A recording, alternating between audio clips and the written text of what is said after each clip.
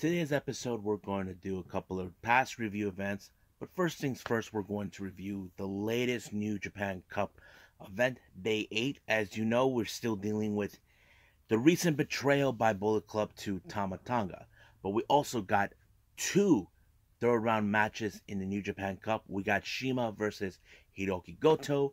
We got Taichi versus Kazuchika Okada. And of course, we cannot forget, at the end of this, we're going to review AEW Dark Elevation with 6 matches.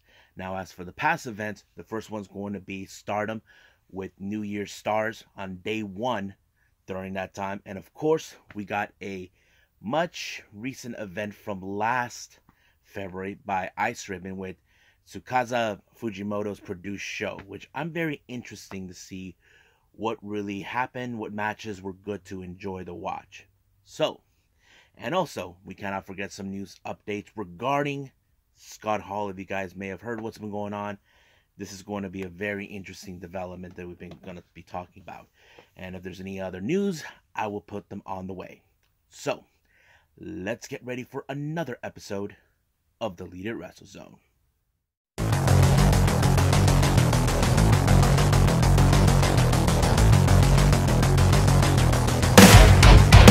Are you ready? Get up, get up! Get up, get up! Get up, get up! Get up, get up! Get up, get up! Get up, get up!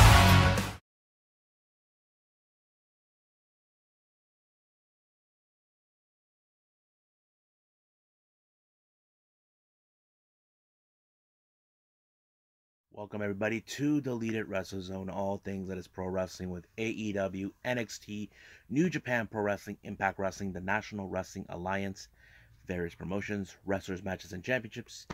I am your host, J-Rod here. So, let's begin with Day 8 of the New Japan Cup by New Japan Pro Wrestling.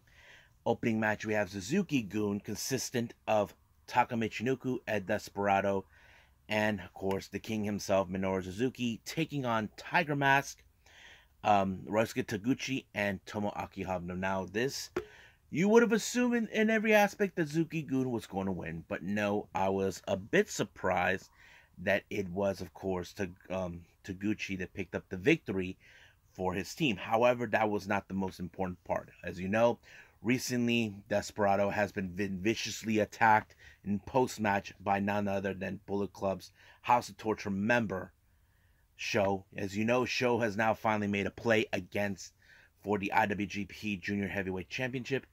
And Desperado, if I was you, Desperado, the next time he has a match, beat his ass. That's what I would do. But we'll see what goes on. Next match, this one's a bit of a revenge. We have Bullet Club with El Fantasmo, Taiji Shimuri, and Balak Fale taking on the former members of Bullet Club, the Guerrillas of Destinies, Tama Tonga, and Tongaloa, along with Yato. As you know, we're still dealing with that effect, what happened yesterday with the betrayal. As you know, El Fantasmo and Ishimori were brought by Tama Tonga to join Bullet Club. And as for Fale, we all know Fale is not only just one of the 4 original members of the Bullet Club, he's also Tama and Tongaloa's family. They're cousins. So basically, he was betrayed by his own flesh and blood. But however, the match would have gone in the Guerrillas of Destinies if it wasn't for the interference of Ghetto, Jay White's little guinea pig, who would do anything for him. But it did allow for El Fantasma to pull off the sudden death, even without the boot, the steel plate on his shoe. He was able to apply it on Yato and pick up the victory. Once again, you know, Ghetto was about to use the brass knuckles on him, but luckily both Tama and Tonga saved their life. But right now, as you know, you probably ask yourselves, when is when is Tama going to go after Jay White? Well, right now, he's going to destroy the Bullet Club one by one to get to Jay White. But if I was Tama Tonga, I would call for help or ask for help from somebody who's willing to help. Next up, the other members of Bullet Club, we got Chase Owens, the spoiler Dick Togo, and of course Evil taking on LIJ Sanada, Shingo Takagi, and Hiromu Takahashi. Now, as you all know, for the next of the rounds of the New Japan Cup, Evil and Hiromu will be facing off, but it was, of course, Sanada that picked up the victory into his team, and that allowed him to win when he pinned Chase Owens. However, no, Dick Togo, but however, this match between Evil and Hiromu is going to be a good one. Keep in mind, Hiromu and Evil were once teammates. Evil was once a member of LIJ. So this is going to be a very interesting match. Next up, we got United Empire, Hinare and Khan taking on Suzuki-gun's Doiki and Zack Sabre Jr. Now, Great-O-Khan and Zack Sabre Jr. are in the third round, so this is going to be an interesting match that's going to take place, but this is more of a preview. But it was Hinare who put away Doiki when he pinned him 1, 2, 3. But I can't wait to see what Zack Sabre Jr. is going to in store for Great-O-Khan. Now we got the other members of the Bullet Club, of the United Empire, Jeff Cobb and Hinare. Now there is a bit of a situation taking place with those two. It appears that there is a possibility if Will Ospreay wins, gets to the finals, he may have to contend with Jeff Cobb, his own teammate. So this is going to be an interesting. But right now, they need to focus on their opponents, which is Chaos members Yo and one half of the IWGP Tag Team Champions, Yoshihashi. I thought it was a pretty good match, but it was, of course, Jeff Cobb to pin Yo. As you know, Yo is the much lighter of the group, and it did allow them to win. Now, our next match, we got Bushi, consistent LIJ with Bushi and Naito taking on Master Wato and Hiroshi Tanahashi. Tanahashi is going to contend in the next round with Naito. This is going to be a good one. As you know, these two know each other pretty well. If you guys remember their history, where Naito tried to beat Tanahashi for the IWGP title, but it was no go. But it was, of course, Naito that picked up the victory, the win for his team. Now, our last two matches are part of the third round matches. We have Shima versus Hiroki Goto. I thought this was a pretty good match. I was like enjoying it. But there was a moment where Shima was about to do a Meteora, but he landed on his knees. But the best moment out of it is when he did two Meteoras. One, a blindsided one on the back of Goto, and the second one right in the front that was the final blow to put away Goto for the 1, 2, 3, allowing himself to advance. Now, our main event, we have Taichi being accompanied by his lucky charm, Miho Abe, taking on the Rainmaker and the current IWGP Heavyweight Champion, Kazuchika Okada. So I thought this match was great. I love watching Okada, how he continues throwing the best matches ever in New Japan. But it was him when he applied the Rainmaker to give him the better edge. And of course, if he wins the New Japan Cup, he will pick an opponent. I hope if that's the case. I can't wait to see that. But we are expecting more on New Japan for the next day. But right now, let's just focus on what we have right in front of us. So I believe right now for me is I ended right here and move on with Stardom.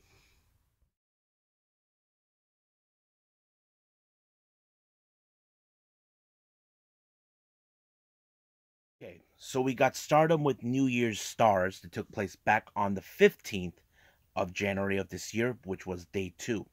So, opening match, we have two Cosmic Angels showdown. We got Waka Tsukiyama taking on Mina Shirakawa. Now, this is a perfect test for Waka. As you guys know, she's the new girl. She's amongst those wrestlers that only have like maybe 2 or 3 years of experience. Something that Mina Shirakawa had done before in her past.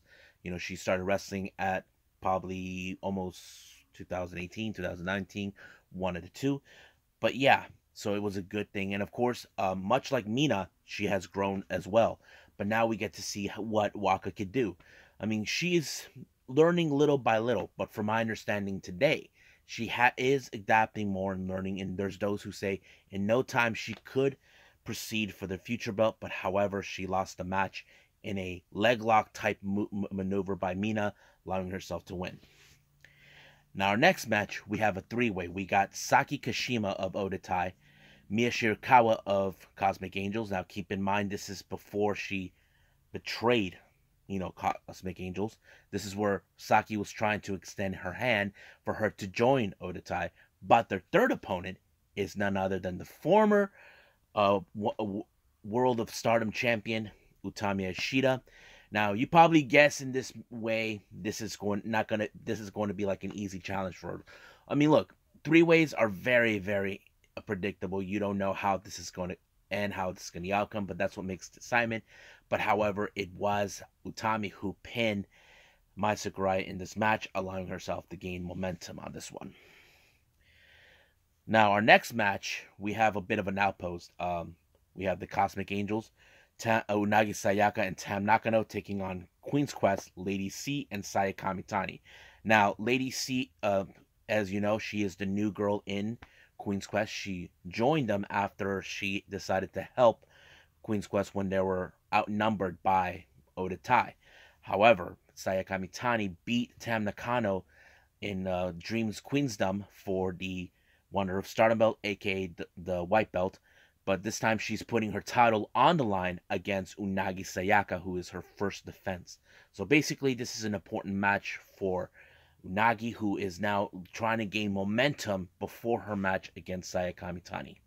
But it was a pretty good one, I have to say. There was a lot of teamwork, but unfortunately, in this particular match, it was Unagi who actually made the pinfall onto Lady C, but giving a clear message to Saya that she will take that belt away from her. But that's going to take place in a Nagoya Supreme fight. That's a little later, where I'm going to review that soon enough. Now, our next match, we have DDM consistent of the new girls with Tekla and Mirai teaming up with the leader, Julia, and they're taking on the members of Stars. We got Mayu Iwatani, one of the three competitors who wants to challenge for the red belt, where she teams up with the Goddesses of Tag League champions, Koguma and Azuki, known as FWC. It was a pretty good match because, this is where, of course, Tekla and Mirai are trying to prove how dominant they can be. They tried every way possible, both sides, every arsenal they can throw, submission, final finishers, everything. However, Tekla was unable to get the pinfall when, of course, it ended in a time limit draw. This was a huge disappointment for her. She wanted to gain momentum because she knows she had Azuki right where she wanted her. If she had at least another second, she would have been able to pin, of course, what's her name? Azuki. She and Mirai would have been challenging for the Goddesses of Tag League, and unfortunately, it did not happen that way. Now, our main event, we have Oda Tai, Ruka, Momo Watanabe, and Starlight Kid taking on DDM's Himeka, Maika, and Suri. Now, this is the very funny thing that took place in their pre-comment match. Basically, Maika dressed up as a bear. I asked myself, did Koguma had anything to do with this? If you guys seen Koguma, all she does is trying to get them to do the song and dance. That's what I'm trying to figure it out. But unfortunately, she did woke up the moment Starlight Kid attacked her, taking off the bear outfit. So basically, trying to show how Oda Tai are a bunch. But however, Starlight Kid and Ruka are targeting both Himeka and Maika, 2/3 of the artist belts. Natsupoi was absent in this particular event, but that's what their goal is. But however, it was Suri who picked up the victory, putting Ruka in a armbar position, or a Fuji armbar, cranking it up in order for her to tap out, giving the momentum to DDM. So they win this match completely, but it's still unclear if there's any date on this one. But we'll catch up to that soon enough. So right now, I think it's time to move on with Ice Ribbon.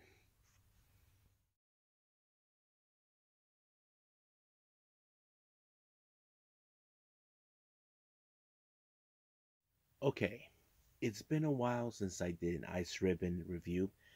This one took place on the 23rd of February of this year. And I don't remember the name of the venue where they were, but this one is part of the Tsukasa Fujimoto produced Youthful Ticket. Basically is a theme like a train station or type. Fujimoto and two others were dressed up as conductors of a train. So I thought it was pretty cool. But however, the first match, Fujimoto was involved with Diana's tag team champion, Haruka Umasaki. Now, if you guys remember Umasaki, she is one of the top girls there. She has lesser experience. She's part of the World Woman Pro Wrestling Diana. She recently made her debut, recently made her appearance in Stardom's New Blood 1. She was in a match with Starlight Kid and Ruka. I forgot who was her tag team. Oh yeah, her tag team partner was Nanami. But this match showed Fujimoto how much she respects her as a junior, knowing that she has only a few years of experience. But it was Fujimoto that picked up the victory on this one. Our next match, we got Arisa Nakajima from Seedling taking on Yuki Mashiro. Now, Yuki Mashiro, she's this one girl who built her own championship made out of cardboard, and I thought it was pretty cool. But however, she was nowhere near matched anywhere from Nakajima. Now, Nakajima has about 15, 16 years of experience in the ring, but however, Mashiro was nowhere even close and tried to take her out until Nakajima put her away with the pinfall 1, 2, 3, and it was over from there. Next match is tag team match, and we got Riko Kaiju of course from Seedling teaming up with Nao Ishikawa. I think she's originally from Just Tap Out, taking on Maria from, of course, Marvelous. Her tag team partners is Freelancer Ram Kaicho. I thought it was a pretty good match. I mean, Maria, she's really good, but she's a bit cocky.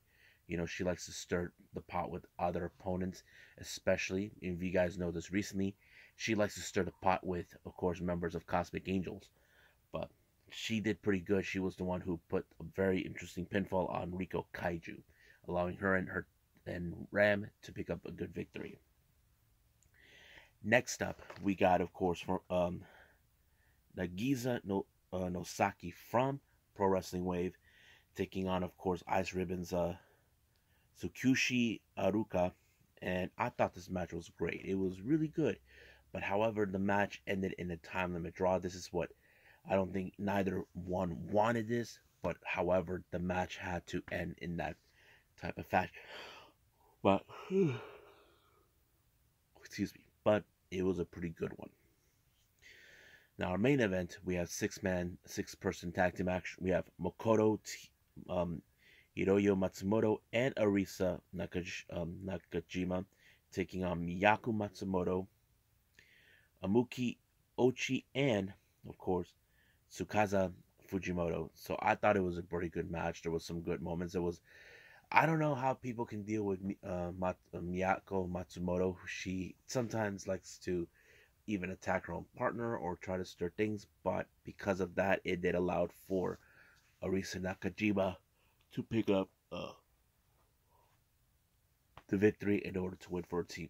But it was a pretty good show, and it was decent. Not the best, but it was decent enough. So if there's any more Ice Ribbons, I will actually review those. So right now, let's move on with AEW Dark Elevation.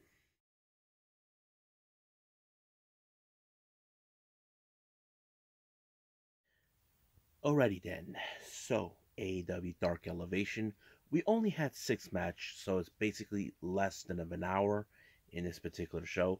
So let's review what took place. We have Nyla Rose along with Vicky Guerrero taking on Catalina Perez. Catalina Perez tried to play the smart one, attack Nyla Rose head on before they can even start, but it did not go end well for Catalina Perez. She ended up adding the Beast Bomb by Nyla Rose, giving Nyla Rose the victory. However, she did get her free t-shirt. So, basically, not a smart move to attack her, but do not pick the Beast. Next up, we got Frankie Kazarian versus Tiger Ruiz. Now, you know who Tiger Ruiz is. We all seen him in WWE. He is this martial artist, Brazilian dude. I was impressed with how Frankie Kazarian was able to adapt and applied the chicken wing onto him in order to force him to tap out. I think it played out pretty well. I mean, it would have been like, the story would have been easier if Tiger Ruiz would have won, but no. Next match, we got women's tag team action. We got Kylan King teaming up with Sky Blue to take on the Bunny and Emi Sakura.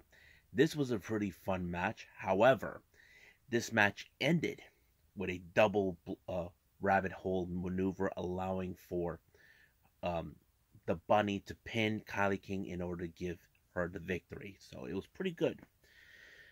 Next up, we got Jay Lethal versus uh, Merrick Donovan. This match, I can tell you that it ended with the lethal injection, as always, giving, of course, Jay Lethal the biggest platform that we can see to win. Next up, we got Ruby Soho taking on Amber Nova. You know, Ruby Soho, she is a bit more, you know, how we've seen her, she wrestles, but she did put Amber Nova away with the 1-2-3 with the destination, and it was over right for there. So good night, Amber Nova. Now, our main event, we have the Odd Couple, Chaos Project, Serpentico, and Luther taking on Dark Order's John Silver, or as we know him, Johnny Hungy, and Alex Reynolds. I thought this match was pretty good. I thought there was some great moments, but it was the teamwork and cohesive between both Silver and Reynolds that allowed them to win the match. But however, Chaos Project decided to give them a beatdown until the rest of Dark Order shows up, giving a helping hand to their Dark Order teammates, and that's how the show ended.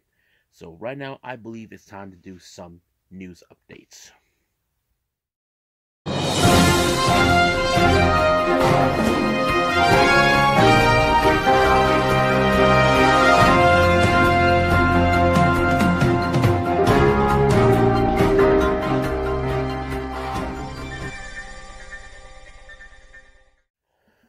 Okay, so welcome to news updates. Now, I just recently found an article that happened.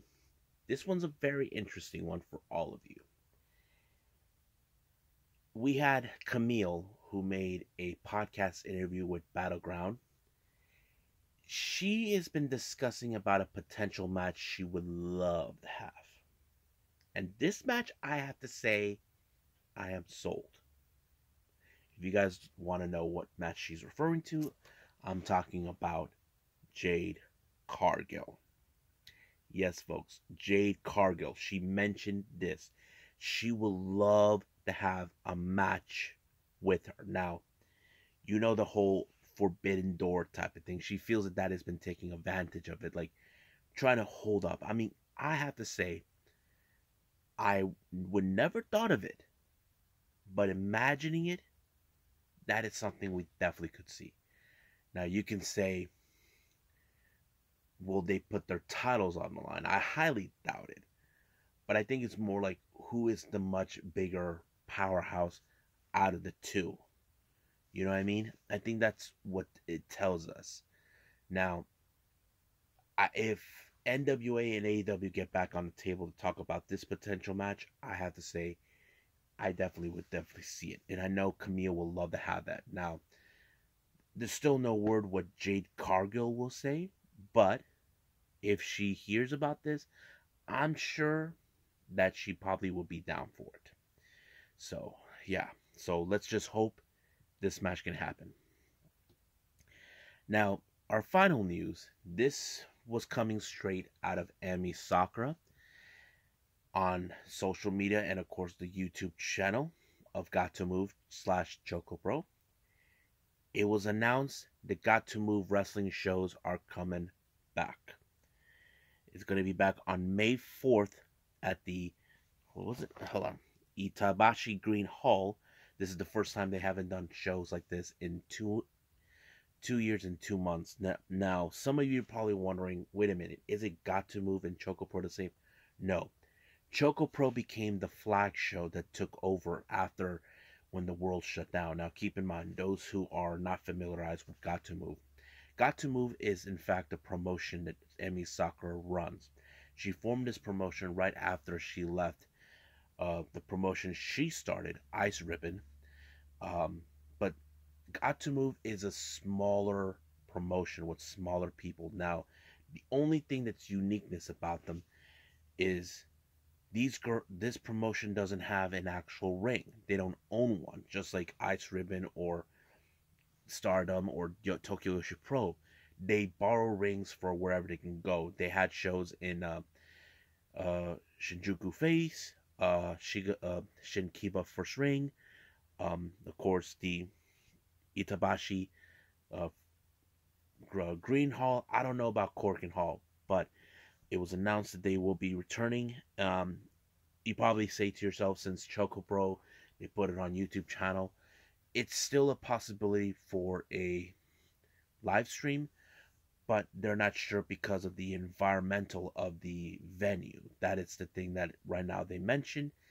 Uh, if you guys haven't seen any of the Gatoh Move events, go onto their YouTube channel, check it out. So it's Gatoh, Gatoh Move Pro Wrestling. You get to see many of their shows. You may see Riho, Hikaru Shida, Balinaki, many others you may have recognized. So that's pretty much it, what I've got for all of you. So I believe it's time for me to call it a day. Well, I hope everybody enjoys me reviewing all these reviews with New Japan, Ice Ribbon, Stardom, AEW Dark Elevation. So coming up, we have more on New Japan Pro Wrestling with the New Japan Cup with day 9. I'm excited for that. We even got NWA Power Surge, AEW Dark, and of course NXT 2.0, which I'm excited to see too. So if there's any news updates that I come across, but yeah. Now, before I go, I believe everybody might have heard about. I did put this earlier, the passing of Scott Hall. It was a very tragic, sad day for the world of pro wrestling. I know many people might have thought he would pull through. Most likely it did not happen that way, but he died, when they pulled him out of life support. But that's how it was. I don't know exactly. From what I heard, he suffered 3 heart attacks during a complication during hip surgery. Don't know much, but right now let's just give our thoughts and prayers to his family, his friends, including those who knew him very closely. So, Scott Hall, rest in peace. You will be missed, but never forgotten. But as of right now, for everybody, I'll see you guys in the next DWZ time. Same DWZ channel. I must bid all of you adieu. So, goodbye. Mwah. And have a nice day. Bang.